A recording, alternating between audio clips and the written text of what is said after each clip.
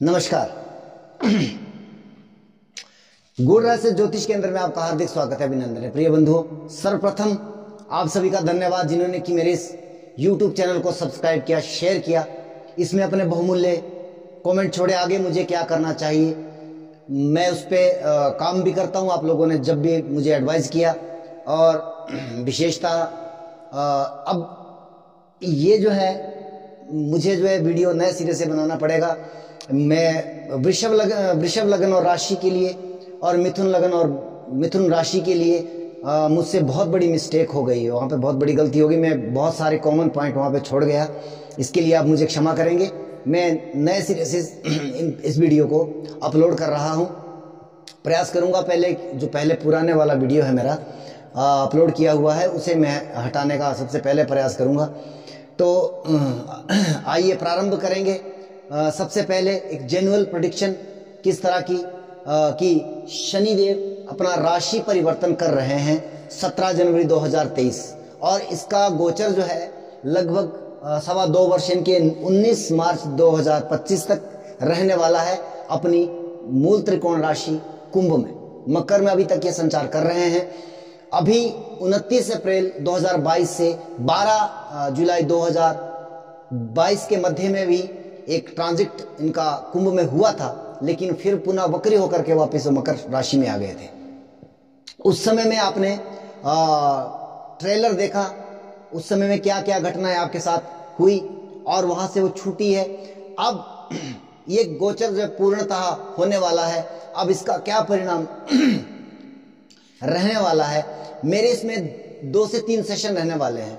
जैसे कि सबसे पहले मैं इसमें बात करूंगा कि किस ग्रह के ऊपर से ट्रांजिट हो रहा है, और आपके शनिदेव का बहुत महत्वपूर्ण गोचर होता है, राहु, केतु, गुरु और शनि का, क्योंकि ये 4 बड़े ग्रह हैं जो पूरे साल भर की फलित गोचर का वो तय करते हैं। आपका जीवन में कौन सा इवेंट होगा, विवाह होगा नहीं होगा, संतान होगी नहीं होगी, आपका बिजनेस व्यापार चलेगा दौड़ेगा ठप होगा, ये सारे इवेंट जो है ये 4 ग्रह 4 बड़े प्लेनेट तय करते हैं।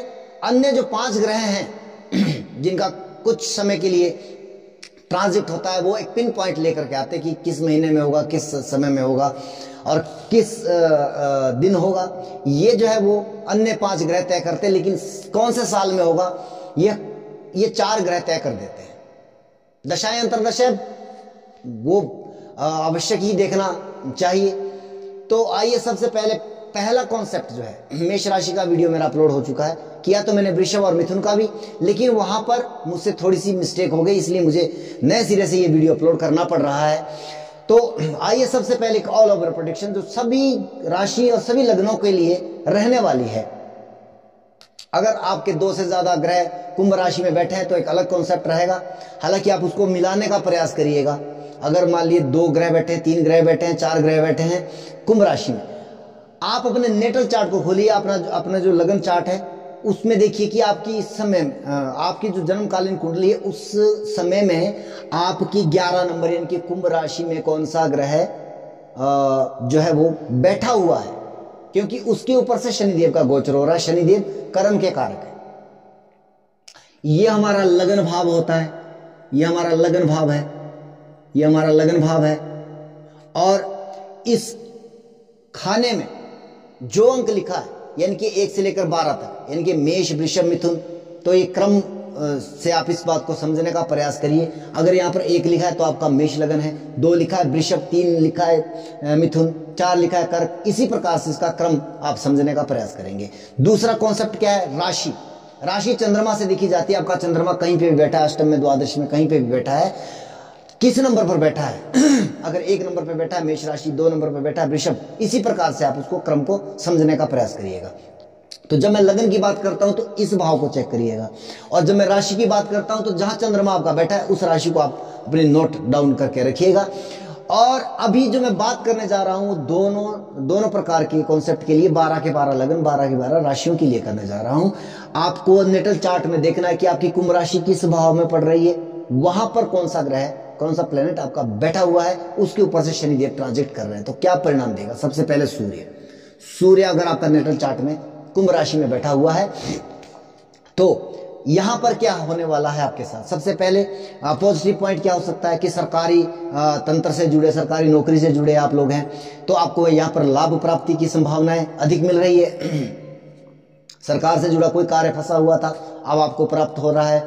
अगर आप सरकारी कॉन्ट्रैक्टर है, आपको कॉन्ट्रैक्ट मिलने की संभावना है, और ये 2 वर्ष का ट्रांजेक्ट है, आप यहाँ पर अच्छा अर्न कर सकते हो। लेकिन नकारात्मक क्या रहेगा, क्योंकि सूर्य पिता का कारक है, शनि का गोचर उनके ऊपर से हो रहा है, तो पिता के स्वास्थ्य को कहीं ना कहीं समस्या दे सकता है। दूसरे में बात करेंगे चंद्रमा की। अगर चंद्रमा आपका नेटल चार्ट में यहाँ बैठा है, इनकी तब आपकी कुंभ राशि है। चंद्रमा अगर आपका यहाँ पर बैठा है कुंभ राशि में, तो ये समय हालांकि आपके लिए 7.5 वाला पीरियड है। मैंने जैसे कि मैं हमेशा कहता हूं 7.5 मतलब होता है जिम्मेवारी। आपको जिम्मेवारी नहीं, कोई जिम्मेवारी आपके पास आ सकती है। जैसे कि मैं कई बार इस बात को उदाहरण देता हूं कि एक व्यक्ति है, वो प्रिंसिपल नहीं है कॉलेज में, अध्यापक है, साधारण अध्यापक है, लेकिन क्या हुआ कि वहां से प्रिंसिपल की ट्रांसफर हो गई, और वहां पर जो है आपको क्योंकि आप सबसे सीनियर हो, आपको प्रिंसिपल की कुर्सी पर बिठा दिया जाता है, जबकि आपको सैलरी लेक्चरर की मिल रही है और काम आपको प्रिंसिपल वाला करना पड़ रहा है। इस तरह की जिम्मेवारियां जो 7.5 और 28 के समय में आपको फेस करनी पड़ती है। जैसे कि अब मान लीजिए घर में आपका कोई मुखिया है, वो या बाहर चला गया, या उसका स्वास्थ्य खराब हो गया, या भगवान ना करे उसकी वो इस संसार से ही चला गया, आपके ऊपर अचानक जिम्मेवारी आ गई, वो 7.5 है, वो 28 है। इसकी जिम्मेवारी वो आपको मानसिक परेशानी करता है। अब होगा, अभी तक आप जो जिन जिम्मेवारियों से भाग रहे थे वो आपके ऊपर पड़ने वाली है, तो आपके साथ इस तरह की परिस्थितियां रहेगी। अब इसके बाद बात करते हैं मंगल की। अगर नेटल चार्ट में आपका मंगल यहां पर बैठा है कुंभ राशि में, तो खास करके आप ऊर्जावान रहने वाले हो, आपका शरीर काफी ऊर्जावान रहेगा, काफी स्ट्रगल करना पड़ेगा, मेहनत आपको अधिक करनी पड़ेगी। कहीं ना कहीं स्वास्थ्य को लेकर के आपको चिंता जरूर करनी चाहिए। आपको रक्त संबंधी विकार हो सकता है, आपको चोट चपेट लगने की संभावना बनती है, तो आपके लिए यह समय थोड़ा सा इस तरह का मुश्किलें लेकर के आ रहा है। इसके बाद करते हैं बात बुध की। बुध अगर आपका यहां पर है, बुध वाणी का कारक है, बुद्धि का कारक है, ज्ञान का कारक है, टेक्नोलॉजी का कारक है। तो इन सभी चीजों में ये, क्योंकि शनि कर्म का कारक है, और देखिए शनि ऑल ओवर कर्म का कारक है। हर प्रकार का कर्म, अच्छा बुरा, चोरी डकैती, सच्चाई बुराई, विवाह शादी गमी, हर एक कारक शनिदेव, कर्म का कारक शनिदेव। लेकिन जब एक पर्टिकुलर कर्म की बात आ जाती है तो वहां पर अन्य ग्रह के कारकत्व आ जाते हैं। जैसे विवाह का कारक हमें गुरु मानते हैं, तो जब गुरु और शनि का दृष्टिगत संबंध बनता है या कुछ भी, वो मैं इस कॉन्सेप्ट में आपको क्लियर नहीं कर पाता हूं, क्योंकि विद्यार्थी जीवन की बातें हैं, आम आदमी इस बात को नहीं समझ सकता है। लेकिन तभी आपका विवाह हो सकता है, संतान तभी आपकी हो सकती है जब वो उस कर्म से टकराएगा। ये एक फेस है। ज्योतिष का मतलब होता है योग, जुड़ना। जब तक ये जुड़ेगा नहीं, बोलते ना अकेला चना जो है वो भाड़ नहीं फोड़ सकता है, तो इसलिए ज्योतिष में खेल होता है सारा योगों। तो ये जब गोचर में इस तरह का योग बनाता है तो वहां पे आपके इवेंट होने की संभावना बनती है। बैंकिंग सेक्टर में हो आप अगर टेक्नोलॉजी की फील्ड में हो, आपको लाभ प्राप्ति हो रही है। आप वाणी के कर्म में हो, आप एस्ट्रोलॉजर हो या अकाउंटेंट हो, सीए हो, तो आपके लिए यह समय बहुत बेहतर परिणाम लेकर के आ रहा है। अगर बुध देव आपके कुंभ राशि में आपके नेटल चार्ट में बैठे हुए हैं। मुझे लगता है ये पेन जो है वो ठीक ढंग से काम नहीं कर रहा है। इसके बाद बात करते हैं, बुध के बाद करते हैं गुरु की। अगर गुरु आपके नेटल चार्ट में कुंभ राशि में है, हालांकि शनि के घर में जो गुरु को अच्छा नहीं माना जाता है, लेकिन वो है तो है। शनि देव का गोचर हो रहा है, एक बहुत ही शानदार समय है, क्योंकि गुरु ऑल ओवर कर्म का कारक है, विवाह का कारक है, संतान का कारक है, धन का कारक है, भाग्य का कारक है, हर चीज का कारक है, ज्ञान का कारक है, विज्ञान का कारक है, हर चीज का कारक गुरु है। गुरु अगर आपका नेटल चार्ट में आपके 11 नंबर राशि में बैठा हुआ। मैं किसी भाव की बात नहीं कर रहा हूँ, किसी इसकी बात नहीं कर रहा हूँ, आप इस बात को समझिएगा। तो आपको, अगर आपका अभी तक विवाह नहीं हो रहा था, काफी समय से प्रयासरत थे, आपकी जन्मकालीन कुंडली में जो है वो इवेंट होने की संभावना है, वो जो है वो बता रही, दशाएं अंतरदशाएं आपकी चल रही है उस लेवल की, विवाह होगा। अगर संतान नहीं हो रही थी, कंसीव करना चाह रहे थे, बहुत समय से प्लानिंग कर रहे थे, संतान होगी। अगर इवेंट कुंडली के अंदर है, अगर दशाएं अंतरदशाएं उसके लिए वो ऑथराइज कर रही है, मतलब उसके लिए जो है वो इवेंट को जो है देने की बात कर रही है, आपके संतान होगी। धन आदि लाभ, ये सब चीजें जो है आपके साथ अच्छे तरीके से रहने वाली है। शनि का ट्रांजिट इतना खराब नहीं है जितना लोगों ने इसको बना दिया है। इसको समझना पड़ता है पहले, फिर इसके ऊपर बात की जा सकती है। इसके बाद बात करते हैं शुक्र की। शुक्र जो है भोग विलास, लग्जरी, कार, वाहन, मकान, इन सब चीजों का कारक है शुक्र। शुक्र के ऊपर से शनि का कारक गोचर। तो आपके जीवन में अगर आप नया वाहन लेना चाहते थे, नया मकान बनाना चाहते थे, कुंडली भी आपके लिए इशारा कर रही है, दशाएं अंतरदशाएं भी, अब तक क्यों नहीं बन रहा, कारण शनि का गोचर अब हो रहा है, आप जो है वो कार्य आपका सफल होगा। और लग्जरी आपके जीवन में आ सकती है अगर आपकी कुंडली में उस तरह की संभावनाएं हैं। बहुत सारी सुख समृद्धि, आपके धन का कारक शुक्र है, सौभाग्य का कारक शुक्र है, तो ये सब चीजों में वृद्धि आपकी होने वाली है। अब इसके बाद बात करते हैं शनि की। अगर शनि आपका नेटल चार्ट में कुंभ राशि में है, वैसे तो बहुत अच्छी स्थिति है, स्वराशिगत है, परंतु समस्या यह है कि यह 2.25 वर्ष, जो कि आपने 29 अप्रैल से 12 जुलाई के मध्य में भी आपने इस फेज को देखा होगा कि आप जिस कार्य को कर रहे हैं वहां पे डिस्टर्बेशन आ गई, कोई ना कोई कंफ्यूजन हो गया, आपको आपका मन कर रहा है कि छोड़ दिया जाए, लेकिन इतना जल्दी मत छोड़िएगा, वरना आपको नया काम मिलने में प्रॉब्लम आ जाएगी। निश्चित तौर पर आप जीवन के 30 सालों के लिए प्लानिंग करोगे यहाँ पर, और आपके लिए लाभकारी परिस्थितियां होगी, लेकिन यह परिस्थितियां और ये निर्णय आपने जब भी कोई नया काम करना है, नया व्यापार करना है, नई नौकरी के लिए अप्लाईमेंट करना है, तो आपको लगभग शनि के इस गोचर को लगभग 1 साल व्यतीत होने देना है, उसके बाद जो है आप प्रयास करिएगा, अन्यथा आपको समस्या आ जाएगी। ये 2-2.5 वर्ष आपको कार्य क्षेत्र में बाधित रहना पड़ेगा।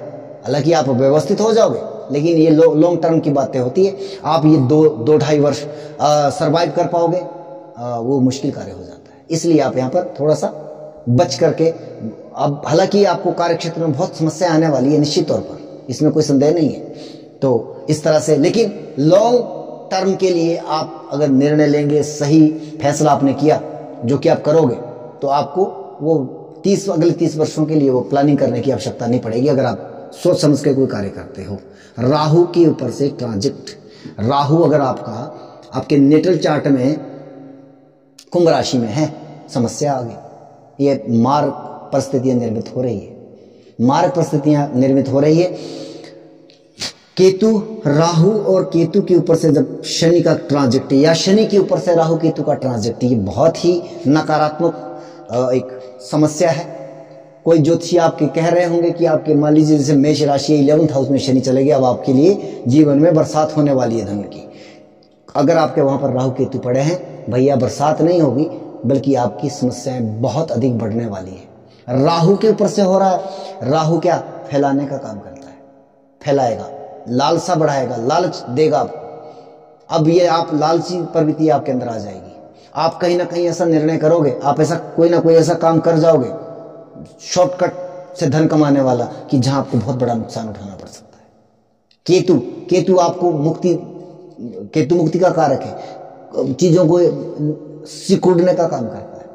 आप जो काम कर रहे हो उसमें आपका मन नहीं लगने वाला है, आप उसको छोड़ने का प्रयास करोगे, नया काम में भी आपका मन नहीं लगेगा, ये भी वही परिस्थिति आ जाएगी, आप ये करेंगे वो करेंगे, पूरा समय जो है आपके लिए कंफ्यूजन वाला रहने वाला है। दशाएं अंतरदशाएं नकारात्मक है, ज्यादा खराब, लेकिन अगर दशा अंतरदशा अनुकूल है, फिर भी समस्या है, तो ये तो रहा ऑल ओवर प्रेडिक्शन। अब मैं 2 सेशन पकड़ूंगा, राशि के और गोचर के, लगन के, तो आप उसके लिए जरूरी सूचना आप सभी के लिए कि मैं पिछले कुछ दिनों से अपने चैनल पर एक अलग प्रकार का एक कमेंट सेक्शन में एक मैसेज देख रहा हूं, जो बहुत प्रशंसा करता है मेरे विषय में कि इन गुरुजी ने मेरा विवाह करवा दिया, मेरा प्रेम संबंध जुड़वा दिया, वशीकरण आदि करके इन्होंने जो है वो कोई टोटका दे करके मुझे जो है मेरे प्रेमी से मिलवा दिया। और वो बदल बदल के आईडी से जो है मैसेज आ रहा है यूट्यूब चैनल पर, और मेरा विषय से विषयांतर मैंने कर लिया क्योंकि मैं मुझे ये सूचना देना जरूरी लगा। तो मैं आपको बताना चाहूँगा कि मेरा ऐसे किसी तंत्र विद्या से या किसी ऐसे व्यक्ति से कोई संबंध नहीं है, और वहाँ पर नंबर किसी और का डाल करके वो सूचना दी जा रही है कि आप कृपया इनसे इस नंबर पर संपर्क करें। तो अगर आप लोग उस कमेंट सेक्शन के द्वारा, उस मोबाइल नंबर के द्वारा जो है जुड़ रहे हैं, तो उसकी जिम्मेवारी आपकी होगी। मेरा सूचित करना आपके लिए कर्तव्य बनता था। मेरा मोबाइल नंबर आपको मैं बता दूं, 94-184-17-927, और ये मेरा इकलौता नंबर है। इसके सिवा मेरा कोई भी नंबर नहीं है। तो कृपया जो है वो नकली लोगों से सावधान रहें। धन्यवाद। बात करेंगे मकर राशि और मकर लगन के जातकों की। हाँ, सबसे पहले मैं मकर राशि की बात करूंगा। आपकी 7.5 का जो है वो पीरियड चल रहा है, अंतिम स्टेज जिसको बोलते हैं चरणों की 7.5। तो ये आपकी जो है इसका तीसरा फेज जो है वो प्रारंभ होने वाला है। 2-2.5 वर्ष आपके ये, हालांकि वैसे तो 7.5 मैंने पहले भी कहा है कि 7.5 जिम्मेवारियां देता है। कुटुंब परिवार भाव में गया है तो कहीं ना कहीं अब जो है आपको यहाँ पर आपको क्या देगा, आपके परिवार की व्यक्तिगत जिम्मेवारी आपको निभानी पड़ेगी। वाणी वचन आपको सोच समझ के बोलना पड़ेगा, खाने पीने का विशेष ध्यान रखना पड़ेगा। बाकी आप 7.5 का कॉन्सेप्ट आप उस चीज़ को समझ लीजिएगा। मैंने उसके बारे में आपके बहुत, जैसे कि 7.5 में क्या हो सकता है, जिम्मेवारियां। तीसरी दृष्टि इसकी आपके चतुर्थ भाव में, तो कुटुंब भाव में बैठा है। चौथा भाव भी हमारा कहीं ना कहीं वो कुटुंब परिवार है, दूसरा भाव भी हमारा कुटुंब परिवार है। तो निश्चित तौर पर आपको परिवार की जिम्मेवारी अब संभालने का वक्त दे रहा है। हालांकि आप इस पिछले जो 5 वर्ष हैं उसके दौरान इसका कॉन्सेप्ट आपके समझ में आ गया होगा कि किस तरह से शनि क्यों आता है जीवन में। ये 30 साल बाद 7.5 आती है, 2.5 आती है। तो ये क्यों आता है, ये हमें बहुत बड़ी सीख दे करके जाता है। तो ये आप सीखने का वक्त है, आप इससे सीखिएगा। ऐसा नहीं है कि आपकी जान चली जाएगी या इस तरह से होगा, इस तरह से नहीं होता है। तो और इसकी जो है 7वीं दृष्टि अष्टम भाव पर है, तो गुप्त चिंताएं या हाँ मानसिक परेशानी 7.5 में होती है। कारण है कि हम लोग चाहते हैं कि हमें बहुत शॉर्ट फॉर्मेट से धन प्राप्त हो जाए, हम सरलता से हमें बिस्तर पर पड़े पड़े ही खाना प्राप्त हो जाए। तो शनिदेव ऐसा नहीं है। शनिदेव मेहनत खून पसीने की कमाई की बात करते हैं। जो व्यक्ति खून पसीने से काम करता है, मेहनत करता है, उसके लिए शनिदेव की 7.5 ढाइया दशाएं कुछ भी प्रतिकूल नहीं हो सकती, सब अनुकूल हो जाता है जो ईमानदारी से काम करता है। अपने से छोटे वर्ग के लोगों के साथ आप थोड़ा सा घुल मिल करके और बड़े प्यार से उनके साथ पसीना किसी मजदूर का जो है सूखने से पहले उन्हें उनकी मेहनताना अवश्य दे दें। अगर आप ऑनेस्टी से काम करोगे, मैं जिम्मेवारी के साथ बोल सकता हूँ, आपको कोई समस्या यहाँ पर नहीं हो सकती है। अच्छा, मकर, अब इसकी जो 10वीं दृष्टि आपके क्षमा कीजिएगा, एकादश भाव पर पड़ रही है। तो कहीं ना कहीं धन भाव में बैठ करके स्वयं वो जो है एकादश भाव को देख रहा है। ये थोड़ा सा धन का मामला थोड़ा सा वैसे तो पहले से लेकर कुछ समस्याएं आपके साथ रही है मकर राशि के जातकों के लिए, लेकिन अभी भी ये जो है 2-2.5 वर्ष तक जो है आपको आय से अधिक धन नहीं मिलने वाला है। आय से अधिक का मतलब कि जितनी जरूरत है उस लेवल पर ही आपको धन प्राप्त होगा। मतलब ऐशा आराम वाली जो ठाठ फाट वाली जो सिस्टम है वो आपको कम करना पड़ेगा, उसमें आपको थोड़ी सी तंगी महसूस होगी। बात करेंगे लगन की, मकर लगन के जातकों की। मैंने कहा कि ये लगन भाव है। अगर आपका ये इस भाव में जो है 10 लिखा है तो आपका मकर लगन है, और चंद्र अगर आपका यहाँ पर लिखा है 10 नंबर पे तो आपकी राशि मकर है। अब बात करेंगे कि किस भाव से अष्टम में शनिदेव का ट्रांजिट हो रहा है, कितना ये 7.5, हालांकि 7.5 की वजह से मैं नहीं कहूँगा, अभी आप इस चीज़ को समझेंगे। अपनी नेटल चार्ट को खोलिएगा, सामने रखिएगा, उसमें आपको ये चीज़ें समझ में आ जाएगी। अगर कर्क राशि में आपके लग्न शनिदेव बैठे हैं तो यह समय आपके लिए काफ़ी कष्टदायक है। स्वास्थ्य को लेकर के समस्या दे रहे हैं, प्रॉब्लम हो जाएगी, आपको मान सम्मान को लेकर के दिक्कत दे देगा, परेशानी दे देगा। दूसरे भाव के भावेश भी है, तो दूसरे से अष्टम में जा रहे हैं, तो फिर द्वितीय से अष्टम में जा रहे हैं, तो धन की ब्लॉकेज, परिवार कुटुंब में कोई ना कोई कलेश जैसा माहौल, या आप इस समय में सेपरेशन जैसी सिचुएशन से भी जा सकते हो, या मैं अगर ज़्यादा नकारात्मक कहूँ तो परिवार में कोई ना कोई दुर्घटना आदि की समस्या भी यहाँ पे दिखाई दे रही है। अगर दशाएं अंतरदशाएं आपकी अनुकूल नहीं है तो ये समस्या आपके साथ हो सकती है। अगर दशा अंतरदशाएं अच्छी है, इतना ज़्यादा घबराने की आवश्यकता नहीं है। बात करेंगे इसके बाद देवगुरु बृहस्पति की। आपके तृतीयेश भी हैं और आपके द्वादशेश भी हैं। देवगुरु बृहस्पति मकर राशि के लिए, मकर लगन के लिए कोई अच्छे ग्रह नहीं माने गए हैं। सप्तम में बैठे हैं तो विवाह में आप निश्चित तौर पर डिले हुआ होगा काफ़ी देर बाद, जबकि उच्च का पड़ा है, तो या वैवाहिक जीवन में कहीं ना कहीं इसने परेशानी दी होगी जब इसकी दशा अंतरदशा आई होगी तो। अच्छा, अब तीसरे भाव छोटे भाई बहनों से समस्या रह सकती है। मेहनत का लाभ कम प्राप्त होगा। अगर नींद आदि की समस्या भी आपको रहने वाली है। अगर गुरुदेव आपके सप्तम भाव में बैठे हुए कर्क राशि में, तो ये समस्या आपके साथ रहने वाली है। इसके बाद बात करेंगे मंगल की। मंगल आपके चतुर्थेश भी और लाभेश भी हैं, तो इच्छा मार करके आपको कार्य करना होगा। ये समय आपके मनो अभिलाषा से, जैसे होती है आदमी की इच्छा की, अगर भगवान ये आप मेरा कार्य कर देंगे, वो कर देंगे, ऐसा कर देंगे, अगर काश मेरे पास ऐसा होता, तो वो समय आपके लिए नहीं है। आपको यहाँ पर बहुत कड़ी मेहनत करनी होगी, उसके बावजूद आपको कुछ चीज़ें प्राप्त होगी। आय के गुजारे लायक जो है आपको और धन आदि वैभव प्राप्त होगा। चतुर्थेश सुख, वाहन, मकान, जमीन जायदाद या मातृ सुख आदि जो है ये थोड़ा कम होने वाला है। माता को कष्ट हो सकता है, शारीरिक कष्ट हो सकता है, स्वास्थ्य में गिरावट हो सकती है माता की, बड़े भाई बहनों के स्वास्थ्य में प्रॉब्लम हो सकती है, उनसे मतांतर हो सकता है, आपकी माता से आपके मतभेद हो सकते हैं। इस तरह की परिस्थिति आपके साथ होने वाली है। अगर मंगल आपका जो है वो सप्तम भाव में बैठा हुआ है, शुक्र आपके भाग्येश पंचमेश है, आपके दशमेश भी है, ये स्थिति काफ़ी ज़्यादा नकारात्मक कह सकते हैं। इस समय में ये 2-2.5-2.25 वर्ष का जो समय रहने वाला है, ये काफ़ी संघर्षपूर्ण रहने वाला है। एक कार्य क्षेत्र में आपको ब्लॉकेज देखने को मिलेगी। आप जो कार्य कर रहे हैं वो अचानक चलता हुआ कार्य आपका रुक जाएगा। इस तरह की स्थितियाँ आपके साथ निर्मित होगी। बुद्धि जो है, बुद्धि के ऊपर बहुत बड़ा असर होने वाला है। अगर आप शिक्षा से जुड़े कार्य करते हैं उसमें भी समस्या दिखाई दे रही है। अगर आप शिक्षार्थी हैं तब भी समस्या है, आपको पढ़ाई में दिक्कत आने वाली है। और अगर आप जो है शिक्षक हैं तब भी आपको नौकरी में या वहाँ पर जो कार्य करते हैं वहाँ पे आपको परेशानी हो सकती है। बुद्धि का उपयोग बहुत सही तरीके से करें, बहुत विचार करके करें, बहुत सोच समझ करके करें।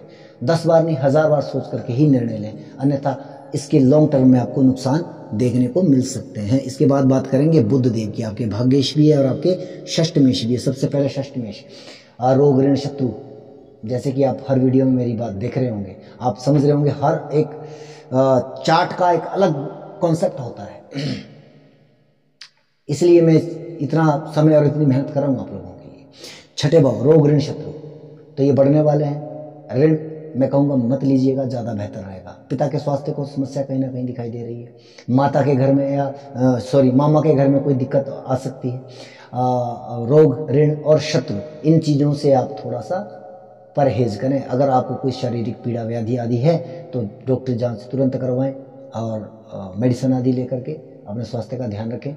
शत्रु बाधा भी आपको परेशान कर सकती है। ज़्यादा लड़ाई झगड़ा आदि, इस कॉन्सेप्ट से अगर दूर रहेंगे तो ज़्यादा बेहतर सुखी जीवन व्यतीत करोगे।